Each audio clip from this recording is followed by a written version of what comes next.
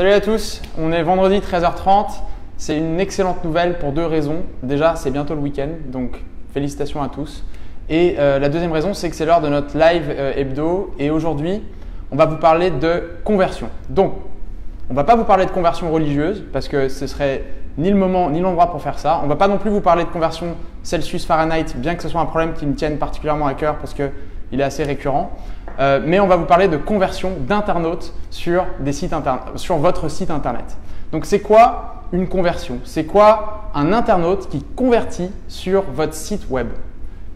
La façon dont moi j'ai tendance à le décrire, c'est qu'une conversion, c'est un internaute qui réalise une action qui a de la valeur à vos yeux sur votre site web. Donc bien souvent, il s'agit de quoi? Il s'agit d'une prise de contact. Ça peut être un formulaire, ça peut être un courriel, ça peut être un appel entrant ou alors ça peut carrément être une vente en ligne si toutefois vous vendez des produits sur votre site web. Comment faire pour maximiser la conversion? Comment faire pour que le plus de personnes possible, quand ils viennent sur votre site internet, eh bien, ils convertissent? C'est la question qu'on va se poser aujourd'hui. Comme vous commencez à me connaître un petit peu, ce que j'ai fait, c'est que j'ai voulu créer un guide qui vous permette, je l'ai ici, qui vous permette d'avoir la marche à suivre afin de savoir si vous couvrez l'ensemble des éléments qui sont importants pour avoir un site web qui convertit. Ce guide est disponible, ou il va être disponible d'ici quelques minutes en commentaire de cette vidéo Facebook, donc vers le bas. J'ai toujours rêvé de pointer vers le bas dans une vidéo YouTube, donc voilà, ça y est, ce rêve-là est réalisé. Ou alors dans l'article de blog qui sera associé à ce live, il y aura également ce guide-là. Donc voilà, on va prendre les étapes une par une. La première étape pour avoir un site web qui convertit bien, c'est d'optimiser les aspects techniques de son site web. Par aspect technique, qu'est-ce qu'on veut dire? La vitesse de votre site. Est-ce que votre site met des heures et des heures à charger ou est-ce que ça charge assez rapidement? En fonction de ça, vous allez améliorer ou non l'expérience de votre utilisateur et vous allez ou non améliorer les chances que cette personne-là réalise une action qui a de la valeur à vos yeux sur votre site. Est-ce qu'il est adaptable mobile? Est-ce que quand on est sur la version mobile de votre site web, c'est tout petit, c'est difficile de lire, il faut zoomer 50 fois ou est-ce qu'on voit très facilement l'information qui est disponible dans le bon format? Donc ça, c'est également important. Est-ce que votre site est sécuritaire? Est-ce que vous disposez d'un certificat SSL et de la mention HTTPS ou non? On sait que depuis le mois de juillet, sur Chrome, tous les sites qui sont en HTTP et pas en HTTPS vont disposer de la mention non sécurisée dans le navigateur en haut à gauche. Donc ça, c'est sûr que ce n'est pas quelque chose de très rassurant et ça ne donne pas envie à un utilisateur de rester sur votre site et éventuellement de vous appeler ou alors d'y faire un achat. Donc, la première étape, c'est d'optimiser les aspects techniques de votre site web. La deuxième, c'est d'adapter votre message. Donc là, la question que je vous pose, c'est à qui est-ce que vous vous adressez? Qui est votre persona? Est-ce que vous parlez à quelqu'un qui est extrêmement technique ou est-ce que vous parlez à quelqu'un avec qui il faut adopter un ton très pédagogique? Par exemple, nous, sur notre page d'accueil de notre site internet, on propose de créer des opportunités d'affaires sur le web. On ne rentre pas tout de suite dans les détails de comment est-ce que techniquement on aide les entreprises à se positionner plus haut dans les moteurs de recherche. Donc l'idée c'est que cette information plus technique soit disponible, mais ce n'est peut-être pas l'information la plus pertinente à mettre en avant sur la première page de votre site internet.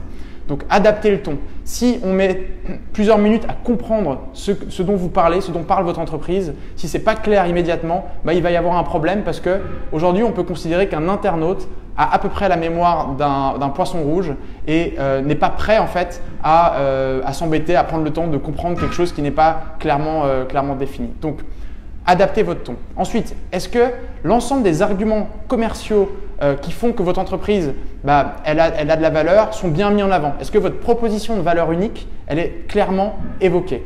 Donc ça, c'est quelque chose d'extrêmement important aussi parce que, encore une fois, Internet, on sait qu'en quelques clics, vos clients ils peuvent potentiellement être sur le site de votre concurrent et si votre concurrent il explique mieux ce qu'il fait que vous, vous allez potentiellement perdre ce client prospectif. Donc ça, c'est important. Puis enfin, est-ce que sur votre site internet, l'expérience est agréable?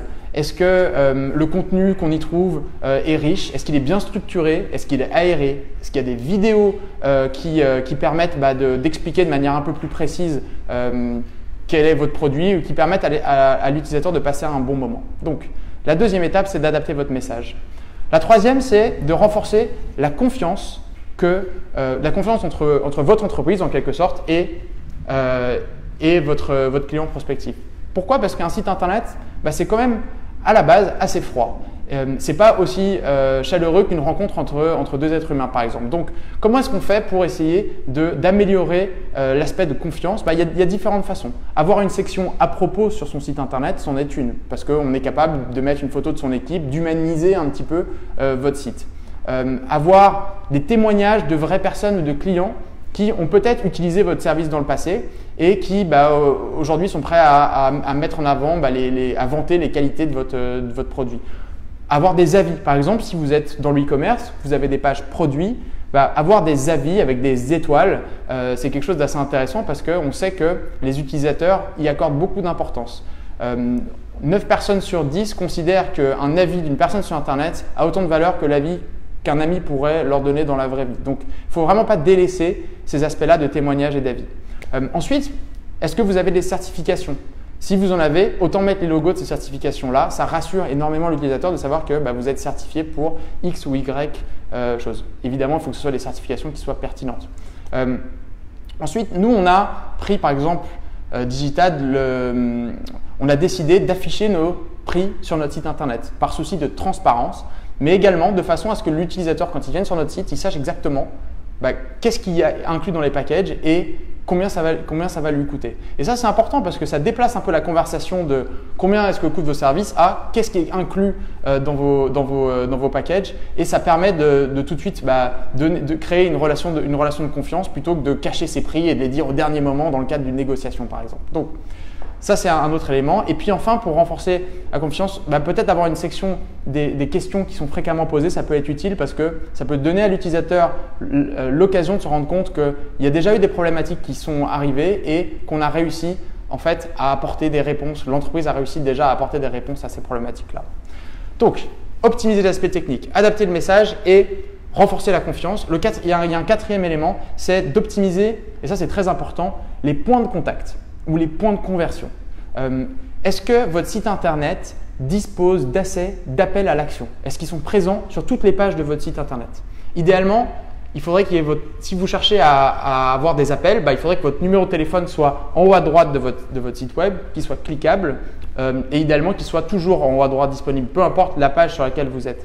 Est-ce qu'il y a suffisamment de formulaires sur votre site internet? Est-ce que toutes les pages de votre site internet ont un formulaire? Ça, c'est intéressant. Est-ce qu'il y a des éléments comme un module de clavardage qui vous permettrait de rentrer en contact avec les personnes qui passent un certain temps sur votre site internet? Vous pourriez par exemple dire si ça fait 3 minutes que quelqu'un est sur certaines pages, je vais choisir d'engager une conversation avec eux via un module de clavardage.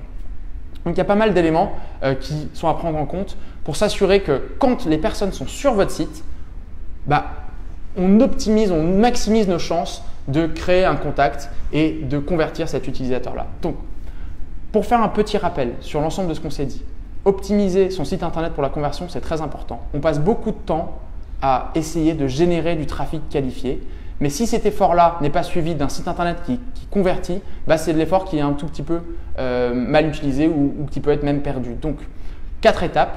Optimiser les aspects techniques de son site, adapter votre message pour s'adresser directement à votre persona et votre utilisateur, renforcer la confiance entre vous et votre client prospectif et optimiser les points de contact entre vous. Si vous suivez ces étapes, vous allez avoir des résultats qui vont aller en s'améliorant. Si vous avez des questions, n'hésitez pas à laisser un commentaire, ça nous fera plaisir d'y répondre et puis on se voit de toute façon la semaine prochaine. Merci.